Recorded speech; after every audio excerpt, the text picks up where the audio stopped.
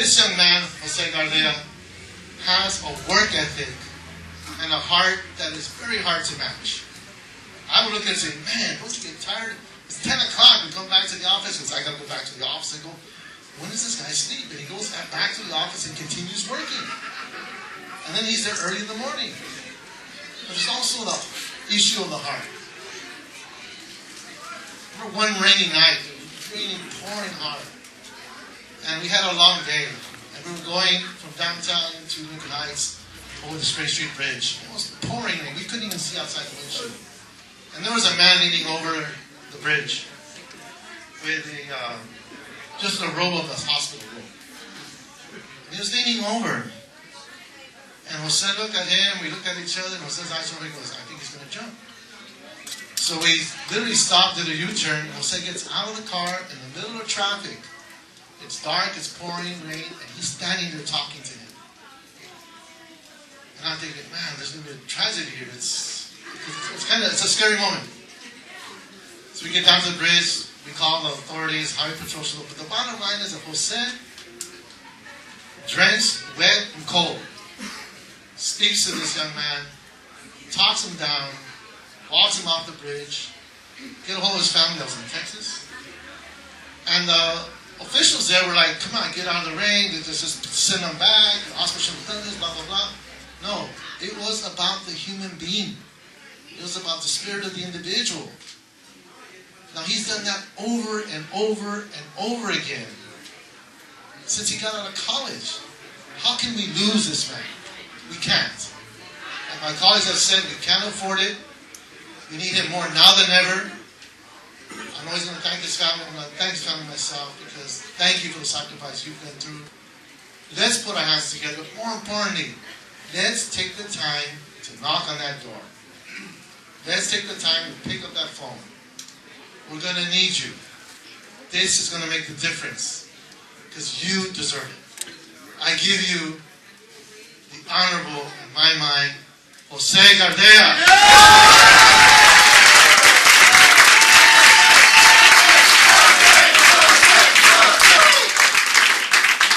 Thank you all for coming this morning, and thank you, Raul, Ed, Mitch, Jose, Jimmy, for coming.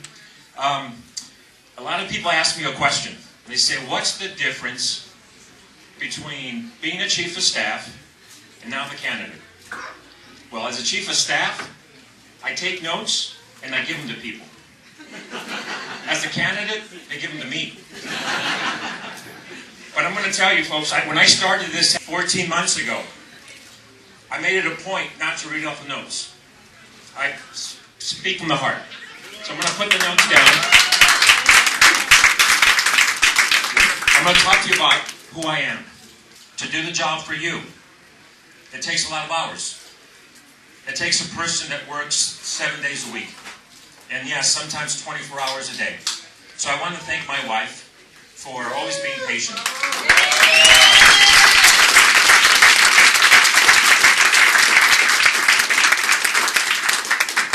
Now I want everybody in the room to take a moment and just look around the room.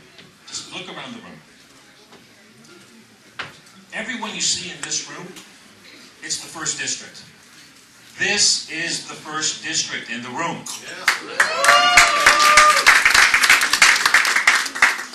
You might live in the 1st District. You might work in the 1st District.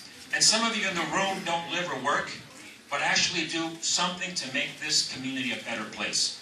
I can spend an hour pointing out people, but the reality is that I'm proud of standing here before you because you are the 1st District. This is home. And that's the message about this campaign. This is not a campaign about politics.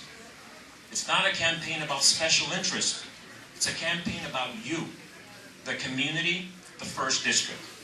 As that pamphlet very well says, it's not about special interest, is it? It's not about politics. It is about public service. I hope you agree with me on that.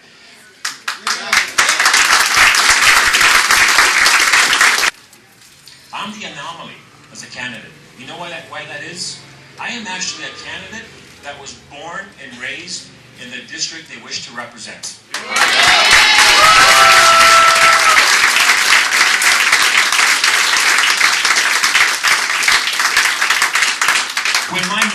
arrived in this city back in the 60s, like so many immigrants that arrived at this city, she arrived at the corner of 3rd and Alvarado. That's where she could afford to live. When I was born, 1968, 44 summers ago, my first playground was MacArthur Park. That was my first playground. So when people ask me the question, what motivates me to do the work I do for the councilman and for all of you? It's because I come from these neighborhoods. My roots are in these neighborhoods. This is home for me. And years later, I had the good fortune of marrying a young lady from People Union.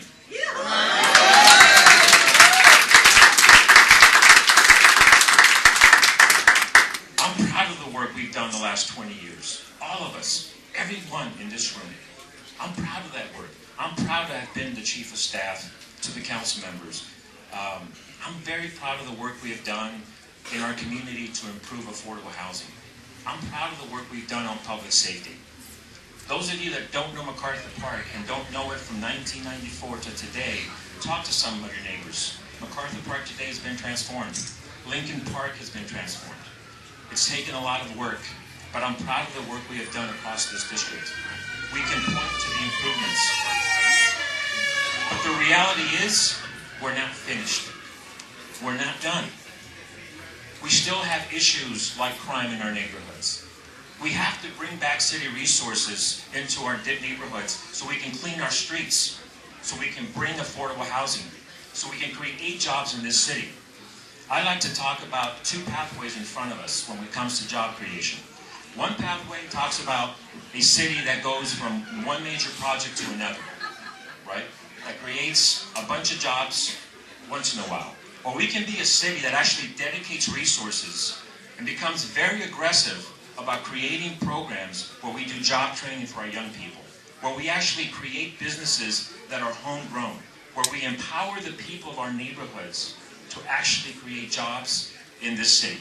That's the kind of city I want. Now, a lot of you are going to be asked the question as you're knocking on doors. Well, who's Jose Gardea?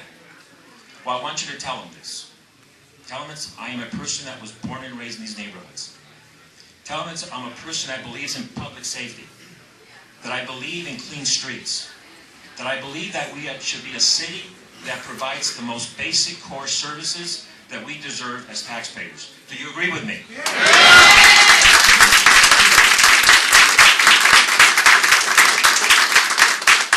I want a city that provides affordable housing for its community. Do you agree with me? And I want a city that uses its land use powers to not only grow our economy, but to protect our neighborhoods. And why is that important? The 710.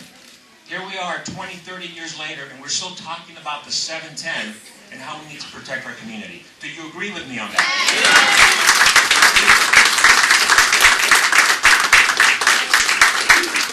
The way we're going to win this race, ladies and gentlemen, is we're going to knock on more doors than the other side.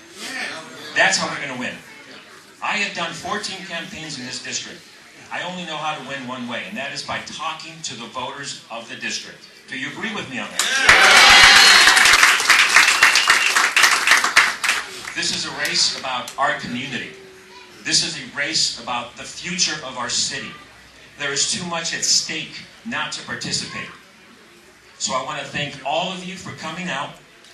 I want to thank you for walking today and for coming out with your family and friends in the next 7 weeks. Again, this is about public service, not politics. Thank you very much.